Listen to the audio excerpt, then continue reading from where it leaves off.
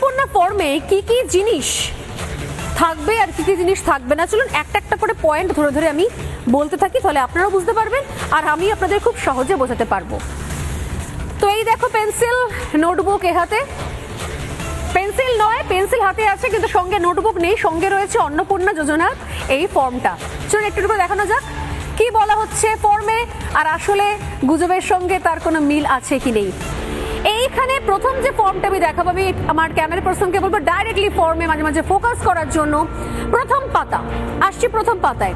প্রথম পাতায় রয়েছে পারিবারিক পরিচয়, অর্থাৎ পরিবারের প্রধানের নাম কি পুরোটা লিখতে বলা হয়েছে। বেসিক যেগুলো, জন্ম তারিখ কি, পরিবারের প্রধানের লিঙ্গ কি, পুরুষ মহিলা না কে, অর্থাৎ ফ্যামিলির যে হেড অফ দ্য ফ্যামিলি, যদি কারো বাড়িতে বাবা থাকেন, শ্বশুরমশাই থাকেন, হাজবেন্ড থাকেন, স্বামী থাকেন, তো তার সম্পর্কে একটু তথ্য জানতে চাওয়া হয়েছে। এবং আর কি বলা হচ্ছে, যদি ডিজিটাল রেশন কার্ডে পারিবারিক আইডি থাকে, ডিজিটাল রেশন কার্ডের তথ্য বলা হচ্ছে।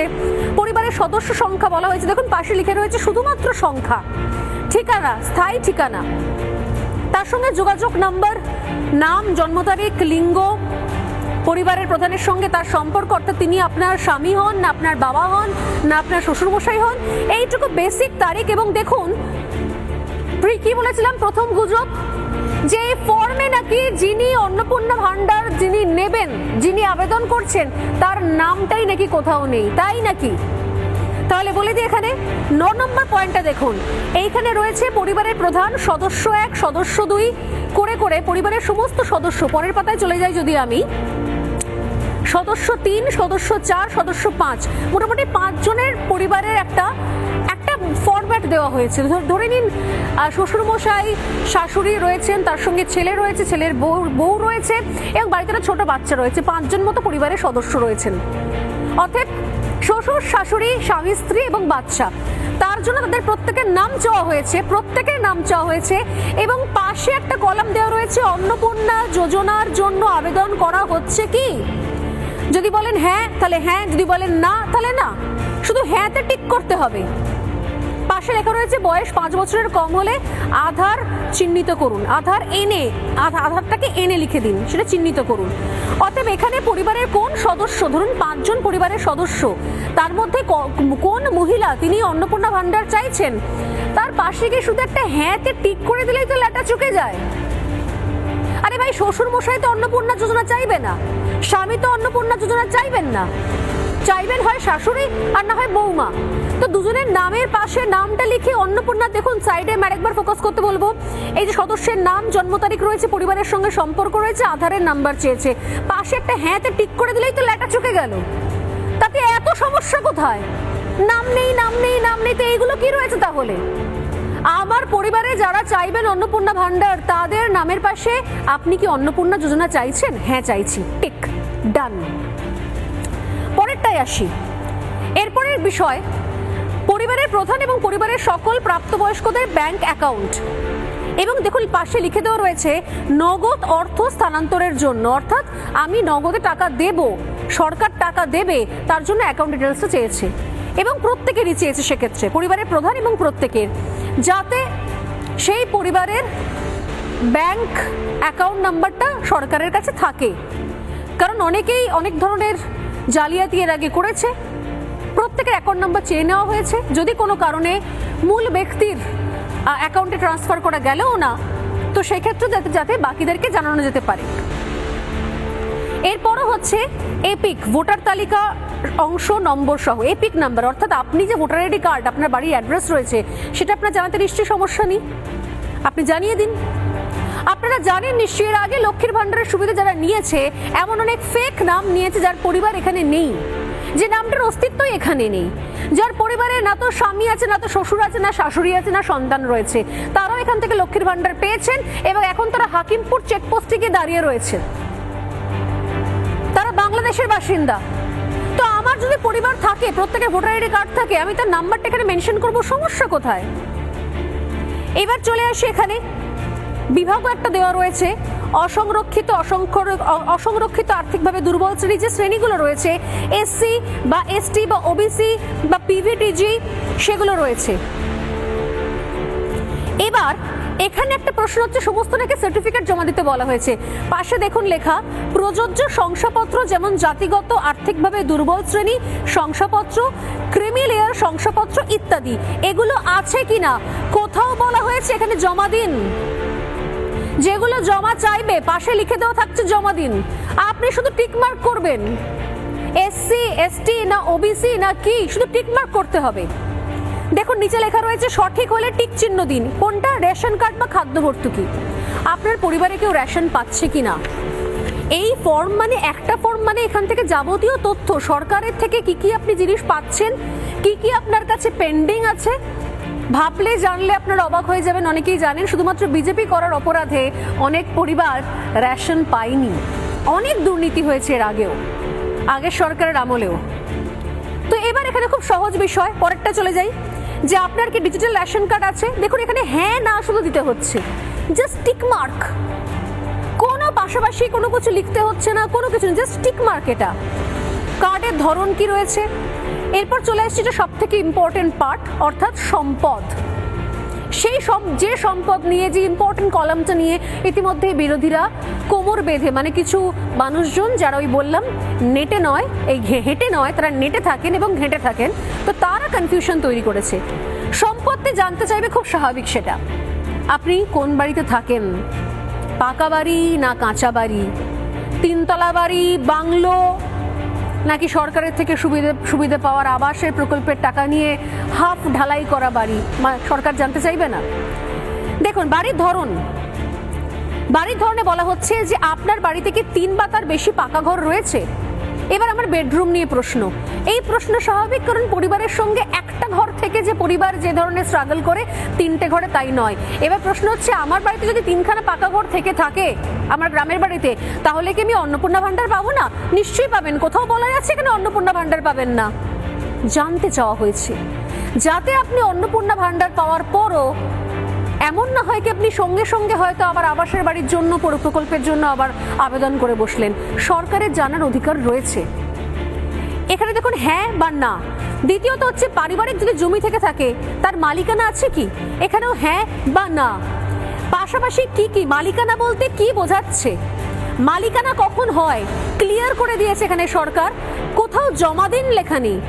রেজিস্ট্রেশনের কোনো নথি আছে কিনা, মিউটেশনের কোনো কপি আছে কিনা, আর আছে কিনা, হাল লাগাদের তারিখ সহ সর্বশেষ জমির রেকর্ডের কপি আপনার কাছে আছে কিনা, জমা দেওয়ার কথা বলা হয়নি।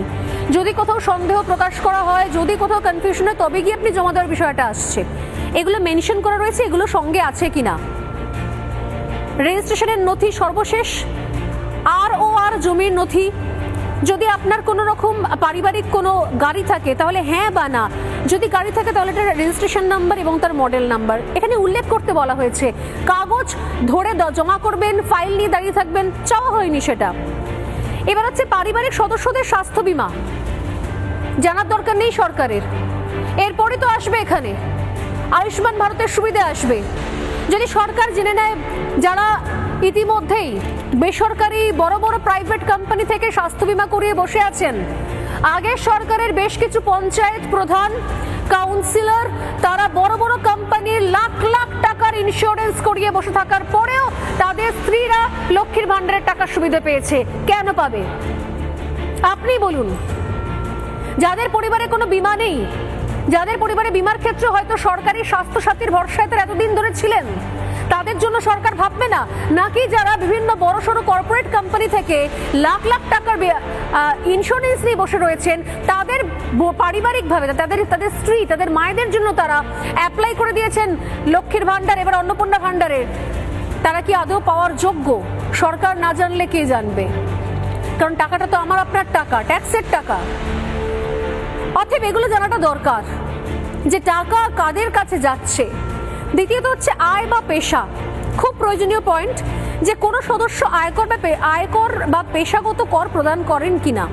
দেখুন এখানে লেখা রয়েছে হ্যাঁ বা না। আবারও বলি, গুজব নাকি ডকুমেন্টস জমা করতে হবে, কিচ্ছু নেই এখানে, ব্ল্যাঙ্ক, কোনো কিছু জমা করতে হবে না। সরকার শুধু জানতে চেয়েছে আপনার শ্বশুরমশাইকে ট্যাক্স দেন, আপনার স্বামীকে ট্যাক্স দেন। একবারও বলা হয়নি যে তাহলে কিন্তু অন্নপূর্ণা ভাণ্ডার পাবেন না বা যোজনা পাবেন না। বেসিক ইনফরমেশন সরকার চাইছে জানতে। পরিবারের সদস্যদের প্যান কার্ড যদি থাকে, দেখুন উপরেই লেখা রয়েছে হ্যাঁ, যদি হ্যাঁ হয় তাহলে নাম প্যান নাম্বার দিন, না হলে নাতে টিক করুন। এই যে না, টিক করে দিন। অহেতুক মানুষকে ভয় পাওয়াবেন না। কর্মসংস্থানের ধরন যেটা গুরুত্বপূর্ণ, যদি কাজ করে থাকে, কি কাজ করে থাকে, সরকারি কাজ করে, বেসরকারি কাজ করে, পরিযায়ী শ্রমিক, বেকার, জানতে হবে তো, সরকারকে জানাতে হবে তো যে কি অবস্থার মধ্যে। এবং দেখুন প্রত্যেকের আলাদা, পরিবারের প্রধানের কি অবস্থান, সদস্য 1 তার কি অবস্থান, সদস্য 2 সে কি করে, কেউ হয়তো হাউস ওয়াইফ, কারুর বাড়িতে স্বামী দিনরাত নেশা করে পড়ে থাকেন, কোনো চায়ের দোকান আছে বসেন না, কোনো কাজ করেন না, চাকরির জায়গা থেকে ছাঁটাই করে দিয়েছে, সেটাও তো মেনশন করতে হবে। পরিবারের শিক্ষিত প্রাপ্তবয়স্ক সদস্য সংখ্যা এবং পরিবারের অশিক্ষিত প্রাপ্তবয়স্ক সদস্যদের সংখ্যা, একটা বিষয় বুঝতে পারবেন। এবং এখানে কিন্তু কোথাও, এইবার দেখুন এখানে হচ্ছে মজার কথা, এতক্ষণ পর্যন্ত কোথাও কিন্তু পাশে পাননি কোনো জমা দেওয়ার কথা। এই প্রথম যখন এডুকেশনের কথা আসছে, কারণ এই সরকারের মিশন রয়েছে প্রত্যেককে শিক্ষিত করা, প্রত্যেকের কাছে যেন পড়াশুনোটা পৌঁছয়, তাই এবার পরিবারের সকল শিক্ষিত প্রাপ্তবয়স্কদের সদস্য শিক্ষাগত যোগ্যতা প্রদান করুন। এইখানে রয়েছে প্রদান করুন। এতক্ষণ পর্যন্ত কিন্তু কোনো সার্টিফিকেট দেওয়ার কথা বলা হয়নি, এই প্রথম বলা হলো প্রদান করুন। এবার কে শিক্ষিত কে অশিক্ষিত কার সেটা মেনশন করতে হবে পরিবারের সবার। সরকারের জানার জায়গা রয়েছে যে এই পরিবারটা কি কি জিনিস সুবিধে পাচ্ছে প্রকল্প, এবং আদৌ লেখাপড়াটা শিখছে কিনা, শিক্ষিতের হার বাড়ছে কিনা। মাথায় রাখবেন যে এই সরকারের প্রকল্পের সুবিধা দেওয়ার এই প্রথম কোনো গুরুত্বপূর্ণ প্রকল্প যার ফর্ম এই মুহূর্তে দেওয়া হলো। সরকারের কাছে কিন্তু এই মুহূর্তে কোনো ডেটা নেই, এবং এই যে তথ্য দিচ্ছেন এখান থেকে কিন্তু একাধিক প্রকল্পের জন্য পরবর্তী রুটম্যাপ করতে পারবে সরকার। এবার চলে আসছি সব থেকে ইম্পর্টেন্ট পার্ট, যা নিয়ে এখন অনেক কনফিউশন তৈরি করার চেষ্টা করা হচ্ছে। কোনো সদস্য কি কোনো সাংবিধানিক পদ, মন্ত্রী, সাংসদ, বিধায়ক, পৌর, স্থানীয় সংস্থা এগুলোর সঙ্গে যুক্ত রয়েছে, প্রাক্তন বা বর্তমান? এখানেও বলা হয়নি কি দেব না, জাস্ট জিজ্ঞাসা করা হয়েছে হ্যাঁ হলে হ্যাঁ, না হলে না। প্রয়োজনীয় সহায়ক নথি থাকলে জমা দিন, এখানে বলা হচ্ছে দেখুন জমা দিন। আগে তো বলা হয়নি ব্যাংকের নথি জমা দিন, জমির দলিল জমা দিন, বলা হয়নি তো, এখানে বলা হচ্ছে জমা দিন। যার বাড়িতে কেউ পলিটিক্স করছে, পদাধিকার মানে সেই পদাধিকারী, তার ডিটেলসটা কিন্তু এই মুহূর্তে লাগবে। এছাড়াও বেসিক জিনিস, পরিবারের মোট আয়, বার্ষিক আয়। এবার অন্যান্য প্রয়োজনীয় নথি, যদি সিএ আবেদন করে থাকে তাহলে তার জন্য সেই আবেদনের একটা কলাম রাখা রয়েছে। এবং এখানেও দেখুন কোনো কিছু জমা দিতে বলা হয়নি, আরেকটা গুজবে পর্দাফাশ করলাম। সিএ সহকারে অন্যান্য জায়গায় যদি অ্যাপ্লাই করে থাকে কোথাও কোনো রকম ডকুমেন্টস জমা দিতে বলা হচ্ছে না, শুধু জানতে চাওয়া হয়েছে হ্যাঁ না না আবেদন করেছেন না করেননি। অন্যান্য ক্রেডিট কার্ড, যদি অন্যান্য কোনো ক্রেডিট কার্ড নেওয়া থাকে, কিষাণ ক্রেডিট কার্ড বা শিল্পী ক্রেডিট কার্ড, যদি কোনো ক্রেডিট কার্ড নেওয়া থাকে তার ডিটেলসটা চেয়েছে। এক্ষেত্রে শুধুমাত্র প্রদানকারী কর্তৃপক্ষের বিবরণ দিন, অর্থাৎ কে দিয়েছে আপনাকে, ইস্যুটা কে করেছে, আগে সরকার করেছে, কেন্দ্র করেছে, কে করেছে, এটুকু সাহায্য করার জন্য সরকার রয়েছে। এখানে অধিকাংশই হচ্ছে টিকমার্কের খেলা, হ্যাঁ না দুটো টিকমার্কের জায়গা। এইবার হচ্ছে সব থেকে গুরুত্বপূর্ণ পার্ট, জানি ইতিমধ্যেই ওই নেটে থাকা লোকজনেরা মানুষকে ভয় পাইয়ে দিয়েছে। যদি আপনার নাম এসআইআর বাদ যায়, যদি আপনি ভোট দিতে না পারেন, তাহলে আপনি এবার অন্নপূর্ণা ভাণ্ডারও পাবেন না। এবার কি করবেন? ভোটও দিতে পারলেন না, অন্নপূর্ণা ভাণ্ডারও পাবেন না। খুব ক্লিয়ারলি লেখা দেখুন, যদি এসআইআর-এ 2026-এর নাম বাদ পড়ে থাকে এবং যদি মামলাটি ট্রাইব্যুনালে থাকে, তাহলেও সেই ডিটেলসটাও দিন। কোনো রকমের নির্দেশনা নেই, কোনো কিছু জমা দিতে হবে না তার জন্য। শুধু বলতে হবে যে হ্যাঁ আমার নামটা বাদ রয়েছে, টিকমার্ক, শুধু টিকমার্ক। যদি হ্যাঁ হয় তাহলে মামলার বিবরণ, যদি না হয় তাহলে না, ব্যাস এইটুকু। এবার রয়েছে শিশু। শিশুর কি কাজ? একটা পরিবারের শিশু কোন স্কুলে পড়ছে, পড়াশুনো করছে কিনা তার হিসেব রাখবে না সরকার। পরপর তো আরো অনেক কর্মসূচি রয়েছে, সরকারি স্কুল থেকে শুরু করে মিড ডে মিল থেকে শুরু করে সেই শিশু সদস্যদের নাম পড়াশুনো করছে কিনা, করলে কোন জায়গায় করছে, এইটুকু শুধুমাত্র মেনশন করতে বলা। এবং তার সঙ্গে রয়েছে নিঃসন্দেহে যদি মাদ্রাসায় করে দেখুন এই অপশনও রয়েছে, স্বীকৃত মাদ্রাসা, অন্যান্য মাদ্রাসা, যদি অন্যান্য হয় তাও মেনশন করতে বলা হয়েছে। এই জিনিসটার মধ্যে টিকমার্ক দিতে সমস্যা কোথায়? আপনার বাড়ির ছেলেটি যদি মাদ্রাসায় পড়ে, যদি সরকারি স্কুলে পড়ে, এখানে টিকমার্ক দিতে আপনার সমস্যা কোথায়? সমস্যার কথা নয় তো। সরকার তথ্য চাইছে পরিবারের। এমন তো হবে না রাকিবুল শেখের মতো কেউ লক্ষ্মীর ভান্ডার যেরকম পাচ্ছিল অন্নপূর্ণা ভান্ডার পেয়ে চলে যাবে, তার পরিবারের ছেলেদেরকে সবাই খারিজি মাদ্রাসায় পাঠিয়ে দেবে এবং তারা ওখানে ট্রেন লাইনে খারিজি মাদ্রাসা তারা যাবে না, কারণ ক্লাস হয় না সেখানে। তারা রেল লাইনে তারা দাঁড়িয়ে থাকবে এবং যখন ট্রেন যাবে বন্দে ভারত পাথর ছুঁড়ে মারবে, তার পরিবার পেয়ে যাবে অন্নপূর্ণা ভান্ডারের সুবিধে। সরকার নজর রাখবে না? এতই সহজ? বারে বারে ঘুঘু তুমি খেয়ে যাও ধান, এটা তো হবে না। এই তথ্য সরকারকে জানাতে হবে। আপনি, আমি, আমরা সবাই জানাতে বাধ্য। এবং শিশুদের টিকাকরণের অবস্থান, যা অত্যন্ত জরুরি বিষয়। আকাশ থেকে পড়ছেন কেউ কেউ, ভ্যাকসিনেশনের সঙ্গে কি সম্পর্ক নেই।